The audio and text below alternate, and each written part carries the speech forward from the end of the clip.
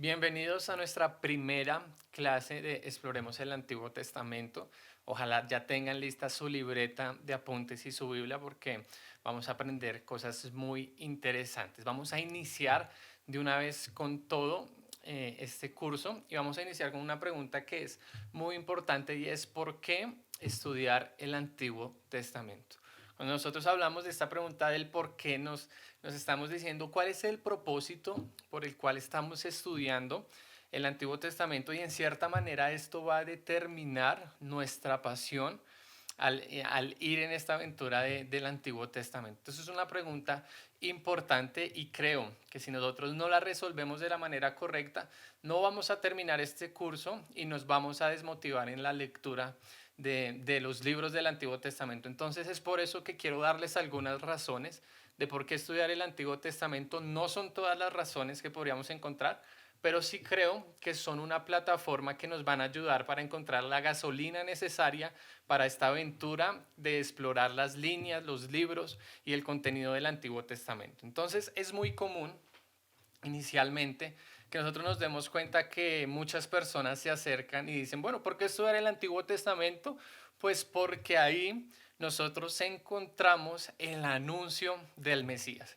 Y esa es una razón muy importante, pero creo que si nosotros nos quedamos únicamente en esa razón que considero es la más común, en cierta manera vamos a llegar a un punto en la lectura del Antiguo Testamento donde nos vamos a quedar estancados. O peor aún, posiblemente vamos a encontrarle un sentido inadecuado a ciertas historias por tratar de encontrar allí algún aspecto sobre la venida de Jesús.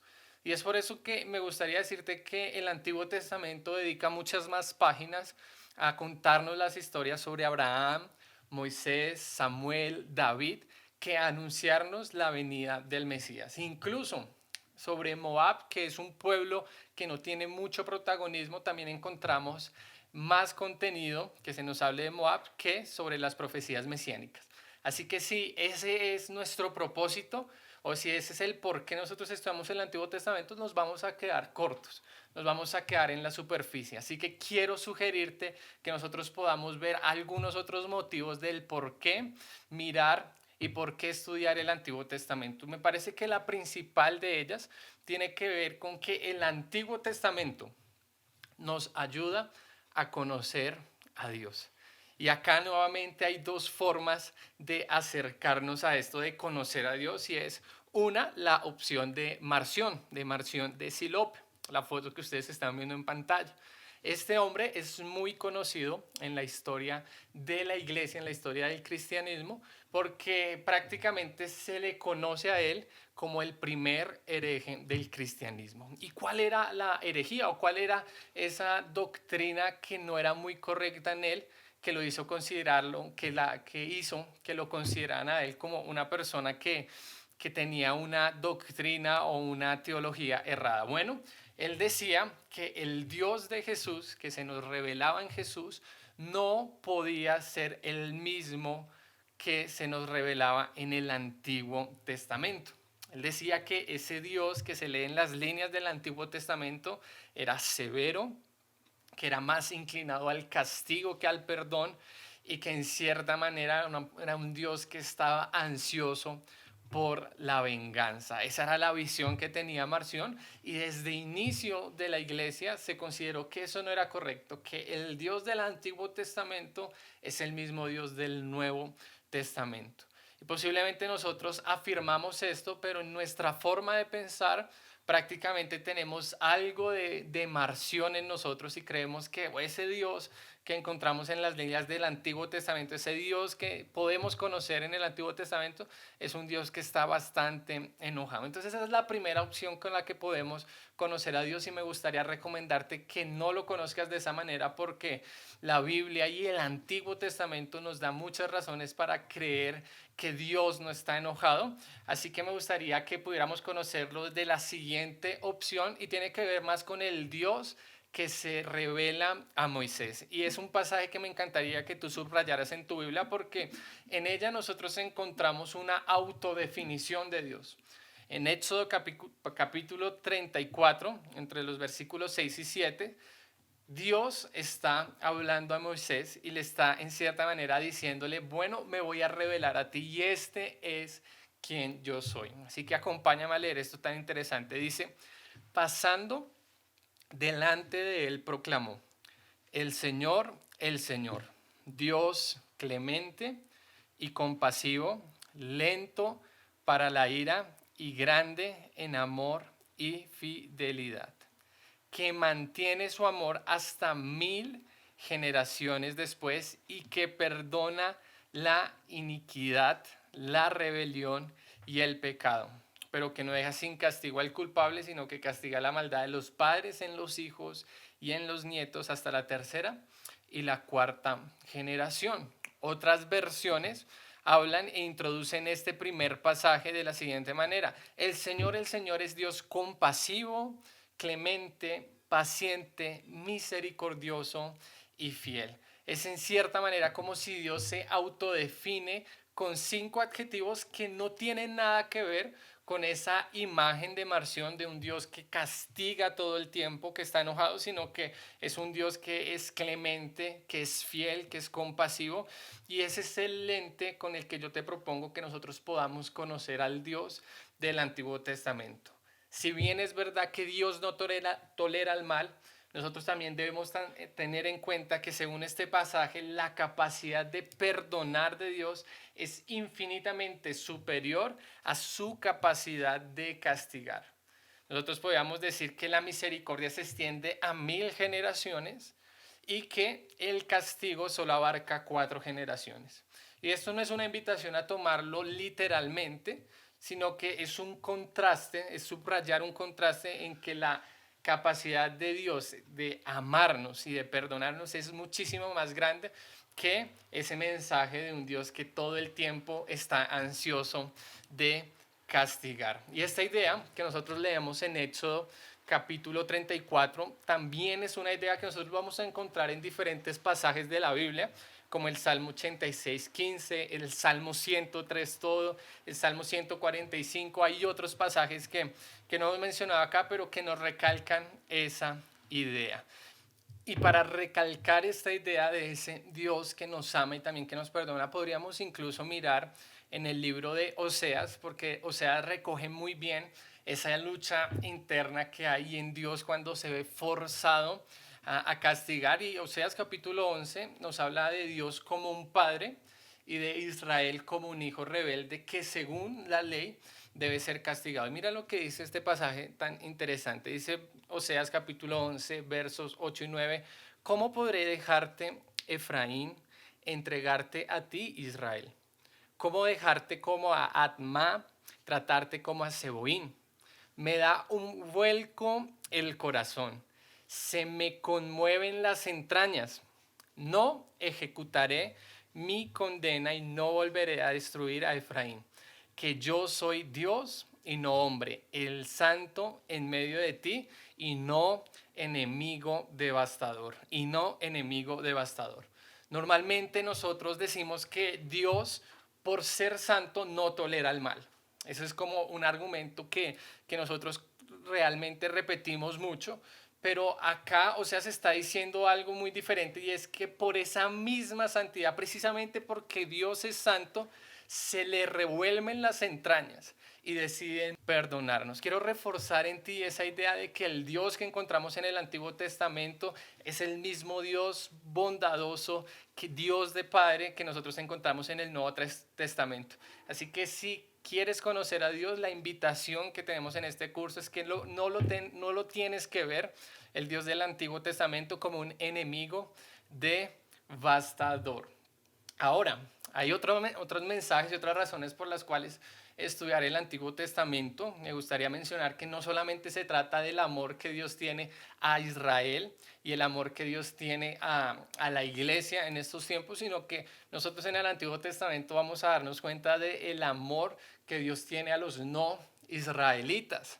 Y es un mensaje que en un pueblo que era tan celoso de esa identidad y que ciertas personas descubrieran esto de Dios, iba a ser algo un poco chocante, pero que respecta a la imagen que Dios tiene y que es un Dios que nos ama a absolutamente todos. Y esto lo podemos encontrar en un libro que es muy conocido por nosotros, que de pronto en algún momento hemos escuchado del libro de Jonás, la historia de Jonás. Y nosotros vemos que Jonás es enviado a llevar un mensaje a Nínive. Y si nosotros nos ponemos a pensar en Nínive, en ese entonces, Nínive era la capital del imperio asirio y que en cierta manera era el símbolo del imperialismo. Era como el símbolo de un lugar lleno de crueldad agresiva y más en un sentido contra el mismo Israel. Fue un pueblo muy violento contra el mismo Israel. Entonces, que Dios amara y que fuera misericordioso con Nínive y que en cierta manera los perdonara, representa en cierta manera ese corazón de Dios que ama incluso a las personas que no pertenecen a su pueblo. Así que esa también es la invitación de un Dios que ama a Israel, que ama a su iglesia, pero que también ama a todas las personas. Y en el libro de Jonás nos vamos a dar cuenta al final que Jonás mismo, el motivo más profundo por el cual no podía ir, era porque sabía que Dios era misericordioso, incluso con personas tan agresivas y crueles como era la gente que vivía en Nínive. Otros aspectos que nosotros podemos encontrar de Dios en el Antiguo Testamento tiene que ver con que Dios acepta a las personas más distintas y las convierte en portadoras de su mensaje.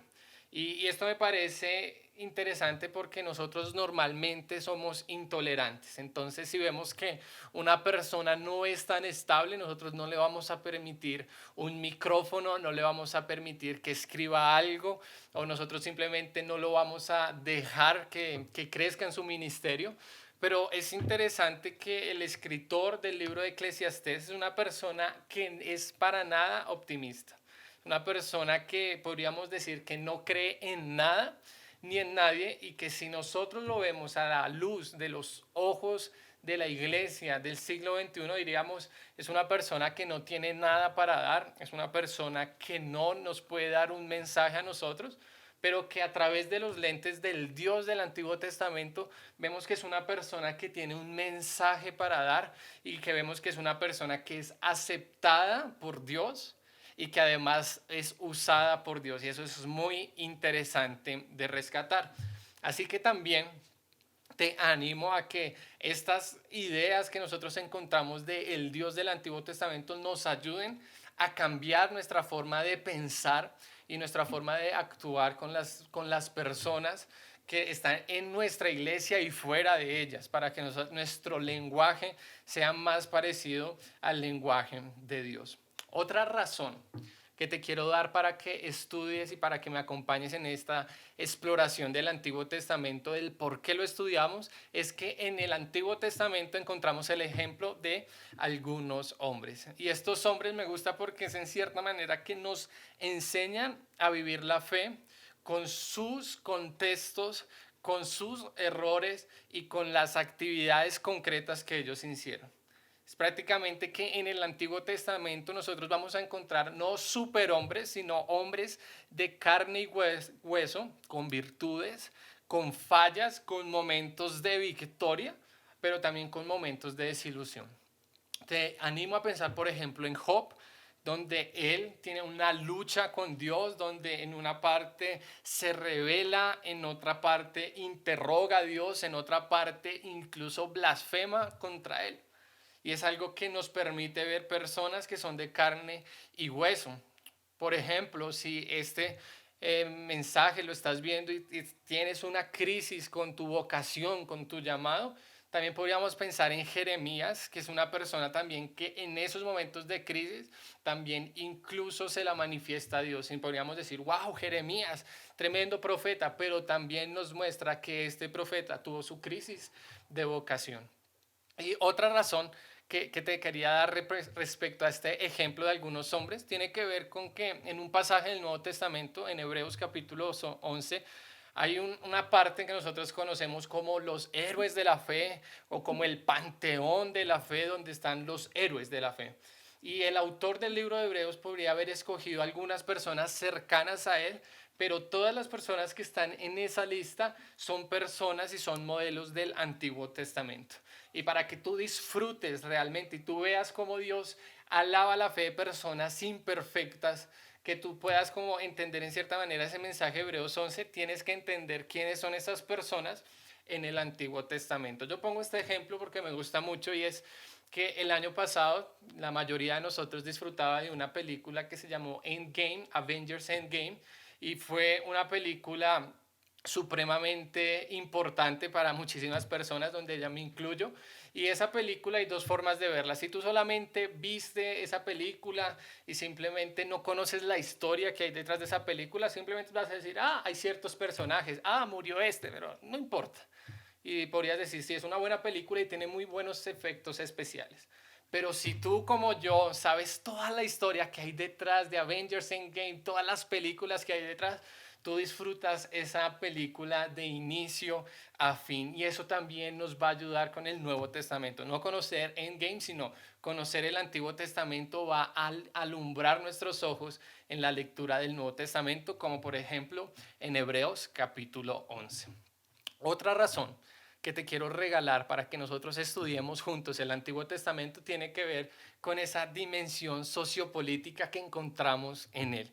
Nosotros también, en cierta manera, a veces tenemos la idea o la actividad de siempre estar espiritualizando todo, todos los mensajes espiritualizarlos, pero nosotros en las líneas del Antiguo Testamento vamos a descubrir un Dios que se apasiona por el débil, por el extranjero, por el huérfano, por la viuda, un Dios que siempre está pendiente de las personas que están desprotegidas y un Dios que si bien nos ama, también es un Dios que no quiere que haya corrupción en su tierra y en sus hijos.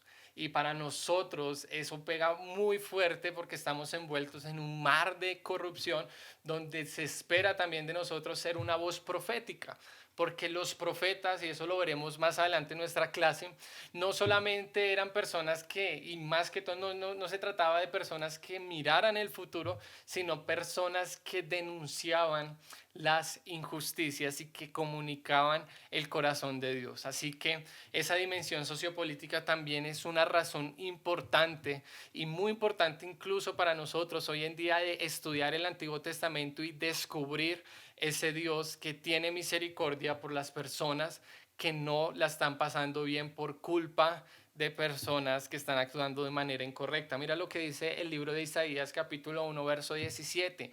Aprende a hacer el bien. ¿Y qué es aprender a hacer el bien? Sería interesante que nosotros ya aprende a hacer el bien. Bueno, vamos a orar, vamos a ayunar, vamos a dar las ofrendas, pero acá se nos dice algo muy diferente y es busca la justicia, reprende al opresor, defiende al huérfano y aboga por la viuda. Un corazón de Dios por las personas más necesitadas. Y eso es lo que también la invitación por la cual me gustaría que nosotros estudiáramos juntos el Antiguo Testamento. Quiero darte una razón más que me parece muy importante y es que si bien nosotros no vamos a encontrar muchas, demasiadas en exceso, revelaciones mesiánicas sobre Jesús, creo que la lectura del Antiguo Testamento, así como nos alumbra el contenido del Nuevo Testamento, el Nuevo Testamento también nos va a revelar la actividad de Jesús, el mensaje y la persona de Jesús. Y me gustaría hablarlo en un pasaje específico. En Mateo capítulo 21, versículos 12 al 14, dice que Jesús entró en el templo y echó de allí a todos los que estaban vendiendo y comprando. Dice que en ese momento Jesús volcó las mesas de los que cambiaban dinero y los puestos de los que vendían palomas y les dijo, en las escrituras se dice, mi casa será declarada casa de oración, pero ustedes están haciendo de ella una cueva de ladrones. Y se acercaron a Jesús en el templo, miren esto tan importante, los ciegos y los cojos, y él los sanó. Es un pasaje muy importante del Nuevo Testamento de la actividad y de la persona de Jesús, pero que si nosotros conocemos parte de la historia de Israel, vamos a entender lo que Jesús está haciendo acá. Y se trata de que Jesús en primera instancia saca a los mercaderes del templo. Y si entendemos esto de los mercaderes, eran personas que estaban siendo aceptadas por la religión de estar ahí, era lo que la religión aceptaba. Y en cierta manera, después de echarlos, dice que en ese mismo lugar sana a cojos y ciegos. que los cojos y ciegos, en vez de ser aceptados por la tradición, eran rechazados por la tradición. Y si nosotros queremos entender por qué eran rechazados, podríamos irnos al segundo libro de Samuel, en el versículo 5, en el capítulo 5, versos 6 al 8, se cuenta de que David, cuando quiere conquistar Jerusalén de los jebuseos, en cierta manera ellos creen que por Jerusalén estar tan bien ubicada, por ser tan fuerte, David nunca la va a conquistar, y que con los hombres más débiles en guerra, más inútiles en guerra, como serían los cojos y los ciegos, sería suficiente para detenerlo. Por ese asunto, cuando David conquista Jerusalén, él no permite que suban allí personas cojas y personas ciegas. Y lo que nosotros podríamos en cierta manera ver en este pasaje de Jesús, que aparentemente es un corazón misericordioso, también se trata de que Jesús en cierta manera lo que admitía la religión lo estaba rechazando, y lo que rechazaba la religión él lo estaba admitiendo. Hay como un cambio de los valores normales entre lo que Jesús quiere y lo que la religión quiere, y es ahí el mensaje escondido que nosotros encontramos en este pasaje específico. Y esa es la manera en la que el Antiguo Testamento nos ayuda a encontrar y a revelar estos mensajes. Me gustaría darte un ejemplo más, y tiene que ver con que en el Evangelio de Mateo, que es un evangelio que se dirige a cristianos que tienen su origen judío, se deja muy clara la importancia de Jesús, haciendo una pequeña comparación, haciendo de pronto un pequeño contraste con Moisés, representándolo como un segundo Moisés, pero obviamente muy superior. Y por eso es que hablamos de la matanza, del genocidio de los niños, igual que en Moisés, igual que en el tiempo de Jesús con Herodes. Y también nosotros podríamos hablar del sermón de la montaña, cuando Jesús está en la montaña y cuando el pueblo de Israel está con Moisés en Sinaí. Entonces hay unos paralelos y hay unos contrastes muy marcados que nosotros podríamos decir que nos revela el mensaje del libro de Mateo. Entonces, por ejemplo, si en Moisés se pide trazar un límite, cuando nosotros nos acercamos a Jesús, se puede ver que todos pueden estar cerca de él. Cuando nosotros vemos, por ejemplo, en la historia de Moisés, nosotros vemos que él espera que Dios hable, mientras que nosotros vemos que en la historia de Jesús, en el Sermón del Monte, es Jesús mismo quien toma la palabra. Entonces, estas son unas ideas que quiero reforzar para que tú veas la importancia de nosotros estudiar el Antiguo Testamento, y para que nosotros, para delante de nuestros ojos, no pase desapercibido todo lo que Dios nos quiere enseñar, cómo Él se quiere dar a conocer, cómo quiere mostrarnos que la fe se vive de la carne y del hueso, no de tratándose de superhombres, y también de que Él nos puede usar a cada uno de nosotros siendo imperfectos. Así que, ya respondiendo a esta pregunta del por qué es importante el Antiguo Testamento, quiero que rápidamente nosotros miremos algunas generalidades del Antiguo Testamento. Lo primero que tenemos que preguntarnos es: ¿qué es el Antiguo Testamento? Y tenemos dos respuestas que podemos dar a esta pregunta, y una de ellas tiene que ver con que esto del Antiguo Testamento tiene que ver con la palabra alianza, y es la alianza que Dios hace con el pueblo de Israel, y que en el Nuevo Testamento, como dije anteriormente, Él hace con la iglesia. Esa es la primera forma en la que podemos ver qué es el Antiguo Testamento, pero también la segunda opción es que nosotros podemos ver el Antiguo Testamento como el conjunto de libros que recoge esa experiencia del pueblo. Y para nosotros como cristianos, entonces, ese conjunto de libros son 39 libros de carácter diverso, con diferentes géneros literarios, pero que también incluso corresponden a diferentes épocas, pero que en cierta manera recogen la identidad del pueblo.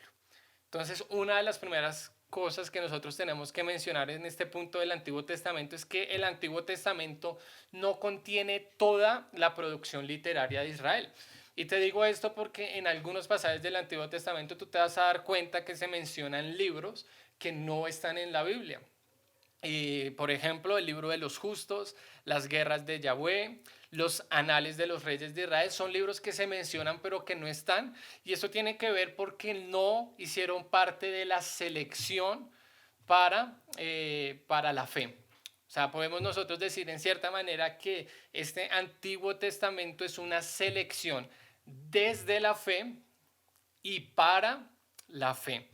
Entonces las personas que hicieron esta selección tenían un criterio, y es que recogieron aquellos libros, aquellas obras que para ellos recogían su identidad como pueblo y que en cierta manera les recordaban cuál era la misión que ellos tenían que cumplir. Entonces, la siguiente pregunta que nosotros nos debemos hacer es cómo se llevó a cabo esa selección de libros.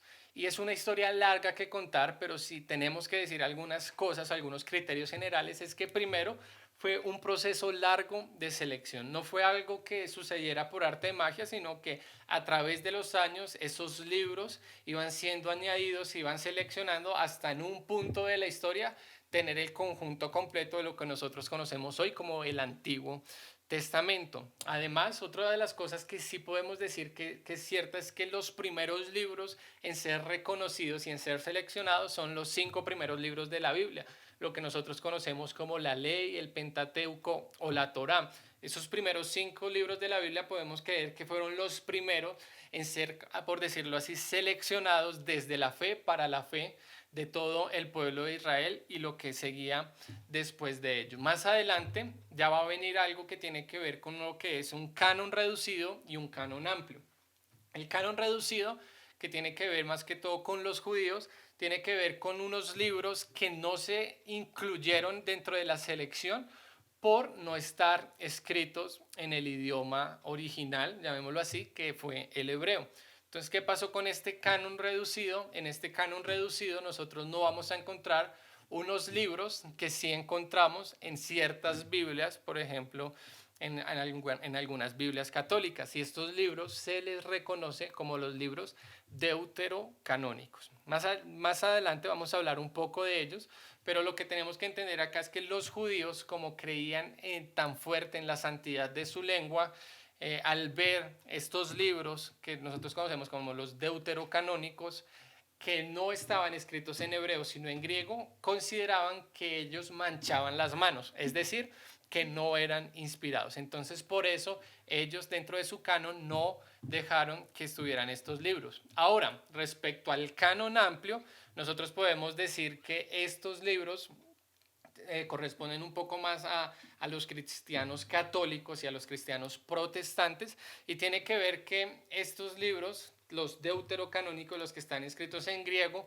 sí fueron aprobados y sí fueron admitidos, pero más adelante hubo, como por decirlo así, una disputa entre saber si estos libros los podríamos considerar igual de inspirados que los libros del Antiguo Testamento que normalmente conocemos. Y es una disputa que tiene que ver en el año 1517 con Martín Lutero, la persona que nosotros recordamos como reformador. Él hablaba de que estos libros, si bien son importantes y son útiles, no tienen igual peso y no se igualan en su contenido a los libros canónicos. Por eso él los mencionó como deuterocanónicos, como segundamente inspirados. La respuesta de la Iglesia Católica se dio en un concilio que se conoció como el de Trento, y ellos sí tomaron la decisión de incluirlos en el canon de ellos, y es por eso que en nuestras Biblias aparecen unos libros, son 39, y en las Biblias católicas vamos a encontrar unos libros de más. ¿Qué es lo que te quiero de pronto dejar acá? Que estos libros deuterocanónicos tienen una lectura muy importante para nosotros y que vale la pena leer y observar, porque cuentan incluso parte de la historia muy cercana a lo que pasó en el tiempo de Jesús, y que en cierta manera nos van a ayudar a entender lo que estaba pasando en el tiempo de Jesús.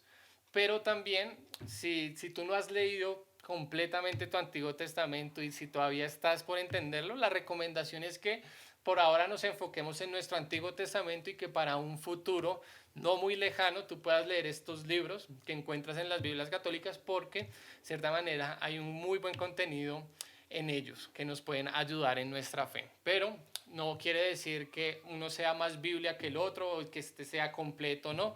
Son estos libros que tienen agregados, de cierta manera son importantes, pero nosotros podemos decir que incluso sin tenerlos tenemos la revelación completa de Dios ahí en el Antiguo Testamento. Otra pregunta que quiero que resolvamos de manera inicial en este curso de explorar el Antiguo Testamento es de cómo han llegado estos libros del Antiguo Testamento a nosotros, cómo llegó incluso la Biblia a nosotros. Y es la idea de que la Biblia llegó a través de manuscritos y de código y de códices. La imagen que tú estás viendo en pantalla corresponde al rollo de Isaías que fue encontrado en las cuevas de Qumran. Eso fue más o menos en el año 1946. Fueron más de 190 manuscritos del Antiguo Testamento encontrados en Qumran y que según los análisis corresponden más o menos hasta en el año 250 a.C. y en el año 135 después de Cristo. Si tú ves la imagen ahí que está apareciendo, es un rollo larguísimo, este rollo de Isaías mide 7 metros 25 centímetros y de ancho tiene 0,27 metros. Es muy interesante y lo que hacían los manuscritos es que eran hojas de papiro escritas por una sola cara y se cosían, se iban cosiendo de forma que podían crear el rollo. Entonces eso era inicialmente la Biblia, no libros, sino rollos y se iba a consultar a ellos. Lo interesante de estos manuscritos que nosotros estamos viendo es que, por ejemplo, en esta copia de Isaías, en este manuscrito, comparado con la versión que nosotros tenemos hoy en nuestras Biblias, nosotros vamos a darnos cuenta que hay algunas diferencias, pero son simplemente gramaticales, con ortografía de ciertas palabras o de algunas letras adicionales que alteran la pronunciación y no el sentido, pero podemos decir que de resto el mensaje es muy parecido. Y es ahí donde tengo que hablar de los códices, porque ¿cómo llegaron el Antiguo Testamento a nosotros? A través de manuscritos y códices. Los códices, en cierta manera, es muy parecido al manuscrito, solo que el códice está escrito por ambas caras, el manuscrito no, y los códices son de épocas mucho más tardías. Entonces, si los tenemos los manuscritos de Qumran, que datan de fechas del 250 a.C., los códices más antiguos y famosos que tenemos son aproximadamente del siglo IX al siglo XI. Hay casi una distancia de 1000 años entre estos códices. Solo como información para que tú puedas saber y tener los códices que nosotros encontramos más famosos son el códice del Cairo, el códice de Alepo, el códice de Leningrado. La siguiente pregunta que vamos a resolver tiene que ver con la clasificación de los libros del Antiguo Testamento. En la descripción de este video tú vas a encontrar un archivo PDF donde puedes descargar un documento que hemos realizado para que tú puedas entender un poco más la clasificación de los libros del Antiguo Testamento. Lo importante ahora es mencionar que la estructura del Antiguo Testamento se puede ver de dos formas, que tiene que ver con el canon hebreo y otras con el canon griego. Entonces el canon hebreo es conocido como la Tanakh, que la Tanakh podríamos decir que es un acróstico a las tres secciones o a las tres clasificaciones con la que los hebreos dividían el Antiguo Testamento. Entonces lo dividían en tres partes. La T, que corresponde a Torá, y Torá significa ley, por eso podemos conocerla como Torá de ley, que corresponde a los 5 primeros libros de nuestra Biblia.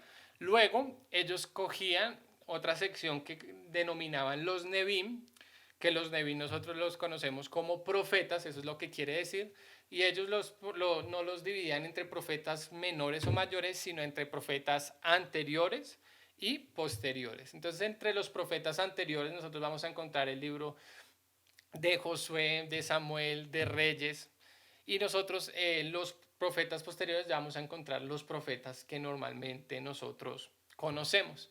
Y después ellos van a dividirlo en Ketubim, que significa escritos, y en estos escritos nosotros vamos a encontrar el libro de Ruth, de Cantares, de Eclesiastés, de Lamentaciones, de Esther. Es una división diferente a como normalmente nosotros la conocemos, pero que alude también al Antiguo Testamento. Esa era la forma en la que ellos se estructuraban, y si tú miras el documento vas a entender más a cada libro cuál pertenece, a cuál división pertenece cada libro del Antiguo Testamento. La otra forma de ver la estructura del Antiguo Testamento corresponde a la Septuaginta. eso que dice ahí de LXX, eso significa 70 o la versión de los 70. Hay un mito detrás de esta versión que tiene que ver que 72 personas del pueblo judío fueron a traducir del hebreo al griego, porque esta es la traducción al griego del Antiguo Testamento, la Septuaginta, que fueron 72 personas a hacer esa traducción y que el resultado de esas 72 traducciones fue totalmente igual en todas. Entonces la división o la estructura que nosotros vemos en la Septuaginta tiene que ver muy parecida. Primero encontramos el Pentateuco o los 5 libros, que es lo mismo que la Torá, que es lo mismo que la ley. Luego encontramos lo que nosotros conocemos como los libros históricos, que dentro de esos libros históricos está el libro de Josué, de Jueces, los libros de Samuel, de Reyes. Luego nosotros vamos a encontrar en la estructura de la Septuaginta los libros poéticos. Esos libros poéticos nosotros los encontramos y los conocemos como el libro de Job, el libro de Salmos, el libro de Proverbios, de Eclesiastés y el libro de Cantares. Y luego ya vamos a encontrar la sección de los profetas, que en este caso no se divide entre anteriores y posteriores, sino entre profetas mayores y menores. Los profetas mayores son aquellos que tienen una extensión más larga entre su documento, que son el libro de Isaías, Jeremías y Lamentaciones, Ezequiel y Daniel. Luego los profetas menores son los que tienen un contenido más pequeño, que es lo que nosotros conocemos como los 12 profetas menores. Otra parte que ya hemos mencionado anterior, que es importante en esta clasificación de los libros del Antiguo Testamento, es lo que nosotros hablamos de los libros deuterocanónicos. Estos libros deuterocanónicos son los libros que vamos a encontrar de Judith, de Tobías, de Macabeos, y este libro de Macabeos cuenta qué estaba pasando con el pueblo judío y qué guerras estaban pasando muy cerca a la llegada de Jesús. Así que es muy importante, por ejemplo, leerlo para entender algunas cosas que suceden en los evangelios, el libro de sabiduría, el libro de Eclesiástico. Este libro de Eclesiástico es interesante porque se cree que fue escrito más o menos en el año 130 antes de Cristo, y este libro inicia contando de que ya para en esa época se conocían algunos textos, algunos compendios seleccionados que se conocían como Torá, como profetas y como otros escritos, diciendo como en cierta manera esa selección ya se iba construyendo y para esa época ya iba muy avanzada la selección de los libros del Antiguo Testamento. También tenemos el libro de Baruch y tenemos unas secciones griegas de Daniel que son agregadas al final y como en el intermedio y en el libro de Esther. Esos son los libros deuterocanónicos que, si algo te digo, es que es bueno leerlos y que en cierta manera hay mucho aprendizaje también detrás de ellos. Ya para terminar tenemos que mencionar otros asuntos, y es de en qué idioma fue escrito el Antiguo Testamento. Entonces podríamos decir que son 3 idiomas. El principal de ellos, en el principal que fue escrito el Antiguo Testamento, originalmente fue en hebreo. Ese fue el idioma principal. Hay otras partes en el Antiguo Testamento que fueron escritas en arameo, algunas secciones de Esdras, por ejemplo, el libro de Esdras, y algunas secciones del libro de Daniel.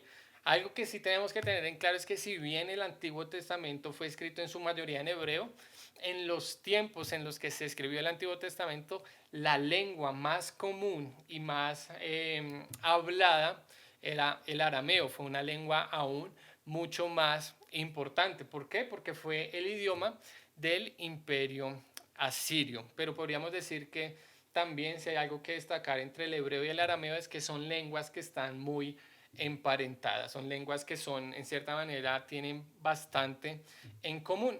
Y el otro idioma con el que fue escrito el Antiguo Testamento, y tiene que ver más con los libros que ya les he mencionado antes, de los deuterocanónicos, son escritos en griego. Entonces ahí están los 3 idiomas en los que la Biblia fue escrita. Y por último te quiero mostrar 4 que diría yo que son las traducciones más importantes o más privilegiadas que nosotros tenemos del Antiguo Testamento. Las traducciones del Antiguo Testamento se dan porque en un momento de la historia del pueblo judío, el pueblo es dispersados por diferentes partes del mundo, y en cierta manera esto fue lo que obligó a que el libro sagrado del Antiguo Testamento se tuviera que traducir a diferentes lenguas. Entonces vamos a encontrar que una de esas traducciones es la Peshita, que corresponde al Antiguo Testamento en siriaco, la Vulgata, que es la versión en latín, que fue muy famosa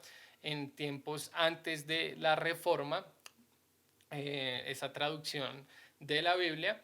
También vamos a encontrar los targumes, que ya tienen que ver con el hebreo, con el arameo, perdón, que la traducción al arameo totalmente, y la muy conocida y muy importante también, la Septuaginta, que fue la traducción del Antiguo Testamento al griego. Entonces, esto es asuntos introductorios para nuestra clase de Exploremos el Antiguo Testamento. Así que lo que espero es que hayas podido entender de por qué lo vamos a estudiar, qué es lo que vamos a descubrir ahí y cuáles son las generalidades que nos van a dejar listos para empezar en nuestra segunda clase. Dios los bendiga y nos vemos el próximo jueves.